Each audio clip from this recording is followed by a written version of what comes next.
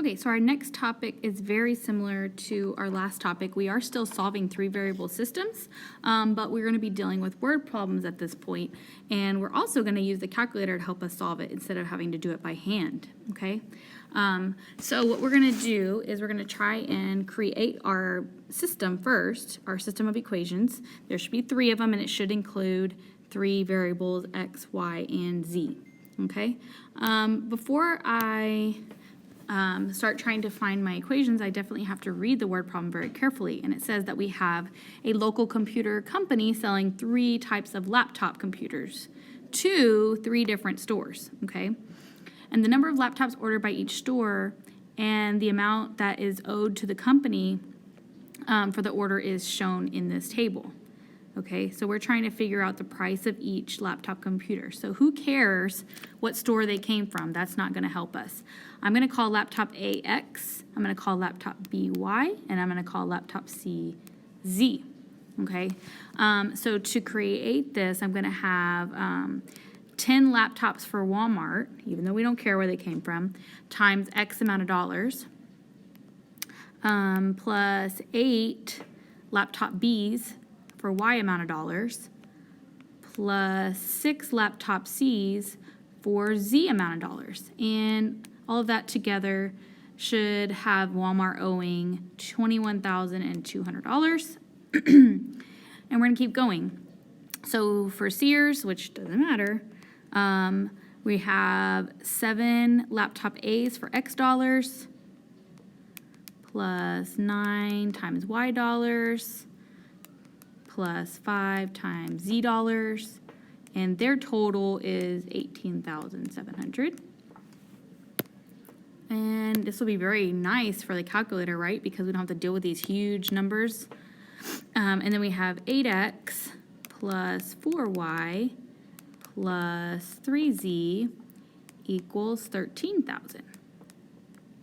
Okay, so how do we put this in the calculator to try and figure out how much each of these laptops are going to cost? Well, first thing you're going to do is you're going to go open a new document, obviously, and you're going to menu, and you're going to go to the algebra column. Once you click that, then you're going to go to solve systems, okay? And it's going to pop up with a little dialog box. The only thing that you need to change on it is it's automatically going to say 2, but we want to do 3. So make sure you have 3 equations. So the number of equations should be 3. And once you get 3 on there, it should automatically default to x, comma, y, comma, z. And so double check that you have 3, and once you move down to variables, it will automatically default to x, comma, y, comma, z. And then you can push OK. So then what it's going to look like is, so once you do that, it'll look like this. Lin solve 10x plus 8y plus 6z equals 21,200. Blah, blah, blah, blah. It'll have the next equation, and then on the side, it will say, comma, x, y, z. And once you press enter, then you will have your solution. And we get 800, comma 900, comma 1,000. That will be the prices for our computers. All right, so next we have Corey, Josh, and Dan who went shopping for Halloween treats, but Corey bought 3 chocolate pumpkins, 4 masks, and 8 candy witches. He spent $36.65. Josh bought 5 chocolate pumpkins, 3 masks, and 10 candy witches, and he spent $37.50. So it looks like we're going to have to figure out the prices of these items. So each of these people are going to have their own equation. So we have Corey, who has 3 chocolate pumpkins. I'm going to call X. I'm going to put X here so I remember.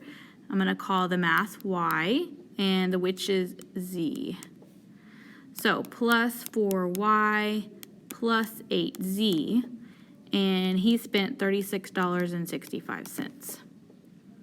Well, then we have Josh, who bought 5 chocolate pumpkins, which 5 is X dollars. 5X plus, we have 3 mass, which is Y, plus 10Z equals $37.50. Then we have Dan, who bought 4 chocolate pumpkins for X dollars, plus 5 mass for Y dollars, plus 6 candy witches for Z dollars, and he spent $43.45. Okay, so I'm going to show you a different way you could do it. If you like the matrix and you like the look of it, then we can put this as a matrix in the calculator and it will tell us what the solution would be. Okay, so what you're going to do is you're going to go to menu, and you're still going to go to algebra, but now you're going to go to matrix. And we're going to go to reduced row echelon form. So you've only done row echelon form. That's the type of matrices that you've been doing. We're going to do reduced row because then it does not force us to plug in what Z is to the other equations. It will give us every single variable for us. So once you do that, what's going to happen is it's going to say R, R, E, F, and it's just going to have parentheses. Well, we have to put a matrix in there.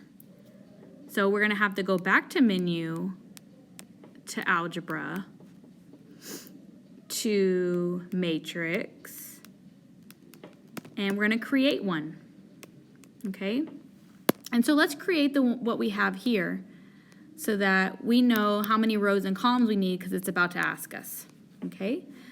So we're going to have 3 rows and 4 columns. Okay?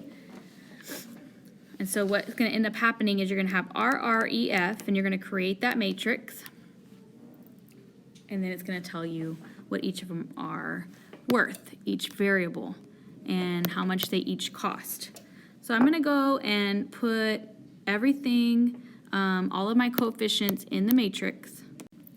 In this case, it's 3, 4, 8, and the cost was $36.65. And then we have 5, 3, 10, and the cost was $37.50. And then we have 4, 5, 6, and the cost was $43.45. Okay? So once you input that into the calculator, it will give you something that looks like this. It will still be in a matrix form. And this particular problem will say 1, 0, 0, 2.55, 0, 1, 0, 5.75, 0, 0, 1, 0.75. Huh. Well, this is in the X spot, so 1X equals that. This is in the Y spot, 1Y equals that. And this is in the Z spot, so 1Z equals that. So that is the cost of your chocolate pumpkins. Chocolate pumpkins. This is the cost of the mask. And this is the cost of the candy witches. Ta-da!